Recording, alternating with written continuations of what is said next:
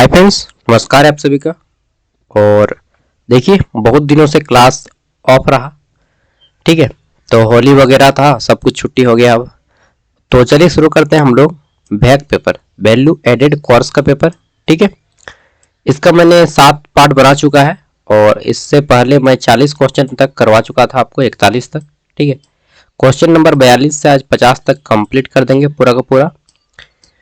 ठीक है, तो बैक पेपर सेमेस्टर 4 में यह पूछा जाएगा सभी यूनिवर्सिटीज़ की, जैसे आरयू हो गया, बीबीएमकेयू हो गया, एसकेएमयू दुमका हो गया, नीलांबर पीताम्बर यूनिवर्सिटी हो गया और बेनवा भावे यूनिवर्सिटी हो गया। इन सभी में पूछा जाएगा 50 मार्क्स का एग्जाम होगा। इसमें कोई इंटरनल नहीं होगा, सिर्फ 50 मार्क्स का एक्सटर्नल, और पास करने के लिए 20 नंबर लाना होगा। ठीक है, तो इससे पहले हम लोगों ने 7 पार्ट कर चुका है, 41 क्वेश्चन तक। यह हमारा वीडियो का पार्ट 8 है। ठीक है, इसमें हम लोग आज कम ही क्वेश्चन है, बस 42 से 50 तक जाएंगे। ठीक है, इसको कंप्लीट कर देंगे, 52 तक जाएंगे। 10 क्वेश्चन आज करेंगे, ज़्यादा नहीं है। तो हमारा क्वेश्चन है, भारत का सबसे पुराना तेल उत्पादक राज्य कौन सा है? Which is India's oldest oil producing state?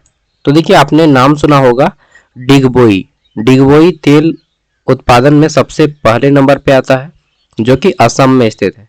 ठीक है, डिगबोई के अलावा आपने नाम सुना होगा मुंबई हाई। मुंबई हाई, वहां पर भी तेल उत्पादन होता है। ठीक है, और सबसे पहले असम में शुरू हुआ था। इसके साथ ही असम का राजधानी आप सभी को मालूम है, कैपिटल ऑफ असम कहाँ है? तो कहाँ है जी? गुवाहाटी, न दिसपुर। दिसपुर है असम की राजधानी, जबकि गुवाहाटी नाम सुने होंगे, काफी फेमस शहर है। असम का सबसे बड़ा शहर है गुवाहाटी। ठीक है, और असम की दूसरी राजधानी जो बनने जा रही है, वह बनने जा रही है डिब्रूगढ़। ठीक है, असम के सीएम कौन है? तो हेमंत बिस्वा शर्मा। चलिए, इतना काफी है। नेक्स्ट है, निम्न श्रेणी के भूरे कोयले को क्या कहते हैं? तो आपको मालूम है, कोयला जो है 4 प्रकार का होता है। सबसे अच्छा कोयला होता है एंथ्रासाइट, दूसरा होता है लिग्नाइट। ठीक है, नहीं, एंथ्रासाइट, उसके बाद बिटुमिनस, उसके बाद लिग्नाइट, और सबसे खराब कोयला होता है पीट कोयला, पीट। ठीक है, पीट, जिसको हम लोग पाखन कोयला बोलते हैं, काट कोयला बोलते हैं। ठीक है, और एंथ्रासाइट सबसे मस्त कोयला होता है, जिसमें कार्बन की मात्रा 90% होती है। इसका प्रयोग जो है, एंथ्रासाइट कोयले का प्रयोग फैक्ट्रियों में किया जाता है। ठीक है, और बिटुमिनस का भी प्रयोग फैक्ट्रियों में किया जाता है। लिग्नाइट का जो प्रयोग होता है, जनरली हम लोग घर में जलाने के लिए करते हैं। ठीक है, तो यह जो है भूरे कोयले, इसको कहा जाता है ब्राउन कोल कहा जाता है। ठीक है, ग्रेड ब्राउन कोल। किसको? तो लिग्नाइट को कहा जाता है ग्रेड ब्राउन कोल। ठीक है, भूरा। और सबसे अच्छा कौन होता है? एंथ्रासाइट। नेक्स्ट है हमारा अगला क्वेश्चन, उस खनिज का नाम बताइए जिसका उपयोग गुहा को कम करने के लिए किया जाता है। अब बोलिएगा, ये क्या बला है गुहा? गुह बोल दो इससे अच्छा यार। ठीक है, तो गांव, इसका मतलब तो सब कोई समझते हैं अगर हट गया ये तो। ठीक है, चलिए, तो गुहा मतलब होता है हमारा कैविटी। दांतों में जो कैविटी लगता है ना, कैविटी, कैविटीज नहीं लगता दांतों में, पोका खा जाता है, कीड़ा खा जाता है, तो वह उसी को। ठीक है, तो पूछ रहा है कि name the mineral which is use to reduce cavity. Cavity, दांतों की कैविटी को हटाने के लिए दूर किया जाता है, किसका किया जाता है प्रयोग? ठीक है, उस खनिज का नाम बताइए जिसका उपयोग दांतों की कैविटी को हटाने के लिए। इसको गुहा को हटा दीजिए और लिखिए, दांतों की कैविटी को हटाने के लिए किसका प्रयोग किया जाता है? तो फ्लोराइड का उपयोग करते हैं दांतों की कैविटी को हटाने के लिए। ठीक है, और यह सिलिकॉन चिप में लगा होता है, जिसको रेत भी बोलते हैं, रेत से प्राप्त किया जाता है, सिलिकॉन चिप में लगाया जाता है। ठीक है, चलिए, अगला हमारा क्वेश्चन है, नई कृषि नीति कब शुरू हुई? तो नई कृषि नीति कब शुरू हुई? जैसे नया शिक्षा नीति शुरू हुआ 2022 में। ठीक है, और नया कृषि नीति शुरू हुआ था 2000 में। कब? सन 2000 में, जब झारखंड अलग हुआ था बिहार से। ठीक है, और कृषि उत्पादन में सबसे प्रथम राज्य कौन सा है? अरे भाई, कितना हल्ला करता है बच्चा लोग यार। कृषि के अगर बात किया जाए, धान के उत्पादन में सबसे प्रथम राज्य हमारा है पश्चिम बंगाल। ठीक है, गेहूं उत्पादन में सबसे प्रथम राज्य है कौन? तो ये है आपका यूपी। नेक्स्ट है हमारा डॉगी भी भौंक रहा है, उसको क्या हो गया। मिट्टी में पानी का मुख्य स्रोत क्या है? जो हमारा मेन सोर्स होता है पानी जो आता है मिट्टी में, क्या होता है? नदी का पानी, ना नहर का पानी, ना लेक यानी कि झील। सबसे जो मेन होता है ना बारिश का पानी। जब तक से बारिश का पानी नहीं आएगा तब तक से घास वगैरह कुछ भी हरियाली नहीं होगा। ठीक है, तो रेनफॉल जो है मेन रीजन है फॉर लैंड वाटर।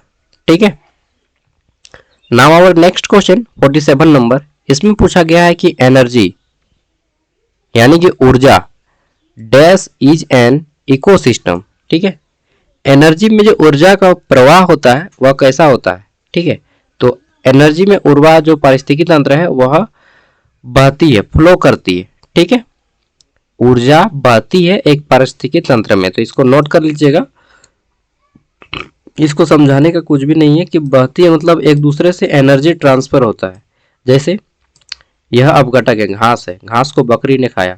ठीक है, तो ऊर्जा कहाँ चला गया? बकरी के पास। अब बकरी को किसने खाया? आपने खाया? नहीं खाया, होली में झूठ बोलते हैं। ठीक है, तो आपने बकरी को खा गया, तो ऊर्जा कहाँ ट्रांसफर हो गया? बकरी से फिर आपके पास, यानी कि फ्लो कर रहा है। अब आप जब मर जाएंगे, हम भी मर जाएंगे, सब कोई मर जाएगा, तो क्या हो जाएगा? हमारा जो ऊर्जा है वह चल जाएगा मिट्टी के अपघटक सूक्ष्म जीवों के पास। ठीक है, तो सूक्ष्म जीव के पास चला गया, तो हमारा ऊर्जा कहाँ चला गया? सूक्ष्म जीवों के पास। ठीक है, जिसको अपघटक बोलते हैं, डिकम्पोजर। और ये जो सूक्ष्म जीव है फिर से घास के रूप में बन गया। ठीक है, तो ऊर्जा क्या होता है? फ्लो हो रहा है, चेन बन रहा है, फूड चेन इसको बोलते हैं, खाद्य जाल। ठीक है, तो बस यही है, फ्लो करता है। नेक्स्ट है हमारा यहाँ पे एक पेड़ में संख्या का पिरामिड कैसा होता है? तो एक पेड़ में जो संख्या का पिरामिड होता है वह उल्टा होता है, इन्वर्ट होता है। ठीक है, एक पेड़ में संख्या का जो पिरामिड होता है वह उल्टा होता है, इन्वर्ट होता है। इसको आप लोग नोट कर लीजिएगा। ठीक है, इसको मैं अच्छे से नहीं समझा पाऊंगा अभी, जिसको अच्छे से नहीं समझा पाऊंगा उसको क्लियरली बोल देता हूँ।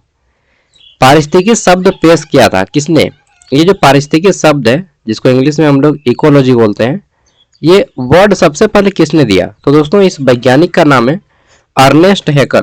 अर्नेस्ट हैकल ने पारिस्थितिकी शब्द बनाया। पारिस्थितिकी ये तो हम लोग हिंदी में बनाए, इकोलॉजी उन्होंने नाम दिया था, इकोलॉजी। ठीक है, इकोलॉजी सबसे पहले वर्ड का यूज किसने किया? तो अर्नेस्ट हैकल ने।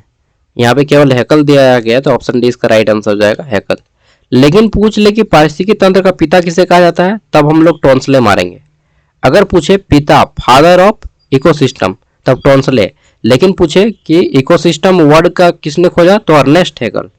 ठीक है, आगे बढ़ते हैं। नेक्स्ट क्वेश्चन है क्योटो प्रोटोकॉल समझौता पर कब हस्ताक्षर हुआ था? देखिए विश्व के कई सारे देश क्योटो प्रोटोकॉल हस्ताक्षर किए थे। क्यों? क्योंकि ओजोन परत में क्षय होता है, और आपको मालूम है कि ओजोन परत जो कहाँ पे पाया जाता है? ओजोन लेयर है, सूर्य का जो परावैंगनिक किरण आता है इससे हमें बचाता है। बचाता है क्या? फिल्टर कर देता है। इसमें परावैंगनिक यानी कि अल्ट्रा वायलेट रेस आती है, वह अगर डायरेक्टली हमारे बॉडी पे पड़ जाए, मान लेते हैं कि किसी के बॉडी में पड़ गया, तो वहीं पे डायरेक्टली स्किन कैंसर हो जाएगा, त्वचा कैंसर, मतलब समझते हैं बाप। चलिए चलिए, किसी का ना हो यार, नहीं होगा, अल्ट्रा वायलेट रे से नहीं लेंगे तो। ठीक है, अल्ट्रा वायलेट रे हो गया, एक्सरे हो गया, ये सब ज़्यादा कराने से ना आपका स्किन कैंसर होने का डर रहता है। ठीक है, क्योंकि इसमें रेस बहुत तेजी से आता है। इसी रे को रोकने का काम करता है कौन? ओजोन परत। और ओजोन परत छिद्र होने का, यानी कि जो छेदा हो रहा है ओजोन परत, इसी को ध्यान में रखते हुए यह क्योटो प्रोटोकॉल समझौता बनाया गया था। क्योटो एक शहर का नाम है। ठीक है, यहीं पे प्रोटोकॉल बना था 1997 में, इसी को नाम दिया गया क्योटो प्रोटोकॉल। ठीक है, चलिए किसको किसको मालूम है क्योटो? क्योटो कहाँ का शहर है? चलिए बताइएगा। टोक्यो तो सबको नाम सुने होंगे, टोक्यो ओलंपिक है ना, तो टोक्यो का उल्टा समझ लीजिए क्योटो। आगे देख लेते हैं। नेक्स्ट है हमारा 51 नंबर। इसमें पूछा गया है कि जैव विविधता मोटे तौर पर कितने प्रकारों में वर्गीकृत किया गया है? Biodiversity can be broadly classified into how many types? तो देखिए जैव विविधता को मोटे तौर पे 3 भागों में वर्गीकृत किया गया है। कितने? जैव विविधता को 3 भागों में बांटा गया है। एक आनुवांशिक है, एक प्रजातिक है और एक मुझे याद नहीं आ रहा है, 3 गो है, ठीक है, एक आनुवांशिक जेनेटिक, एक प्रजातिक प्रजातिक, और एक तीसरा क्या है याद नहीं आ रहा है, ठीक है, जिसको हम लोग बाहर से लेते हैं। तो ये 3 को मार दीजिएगा, इसका राइट आंसर हो जाएगा 3। ठीक है, बस इतना ही कीजिए। मृदा संरक्षण की प्रभावी विधि में सीढ़ीदार बनाना क्या है, इसको छोड़िए अभी, इतना ही। ठीक है, बस इतना कीजिए, और इसका पीडीएफ मैं वीडियो का डिस्क्रिप्शन में दे दूंगा। अब बात आती है कि भाई हम लोग का एग्जाम कब होगा। देखिए बीच में होली हो गया था ना, इसी कारण से आप लोग का एग्जाम टल गया। अब रमजान भी है, ठीक है, तो हमारा देश धर्मनिरपेक्ष देश है, सभी धर्म का सम्मान करता है, रिस्पेक्ट करता है, और हर चीज में हमें छुट्टी मिलता है। तो एग्जाम की बात आई तो एग्जाम मैं बता देता हूँ कि अप्रैल आप लोग का एग्जाम पहुंच गया है, अप्रैल, ठीक है, उससे पहले नहीं होगा एग्जाम, ठीक है ना। तो अप्रैल ध्यान में रखिए कि आपका अप्रैल के फर्स्ट वीक या सेकेंड वीक में एग्जाम होगा। हाँ हाँ सही में। चलिए, सब बता दिया मैंने, अप्रैल के फर्स्ट या सेकेंड वीक में एग्जाम होगा। एग्जाम से पहले आपका पहले आएगा क्या, एग्जाम का रूटीन, डेट एंड टाइम, ठीक है, प्रोग्राम आएगा, एग्जाम प्रोग्राम, और एग्जाम प्रोग्राम 15 दिन पहले निकलता है, एटलीस्ट 10 दिन पहले तो निकलता ही निकलता है। ठीक है, तो कम से कम मान के चलिए ना, आज हमारा 18 तारीख हो गया, 17 तारीख, 20 तारीख लग जाएगा, तो आपका अप्रैल पहुंच जाएगा। ओके बाय, मिलते हैं नेक्स्ट वीडियो में। क्या नाम है?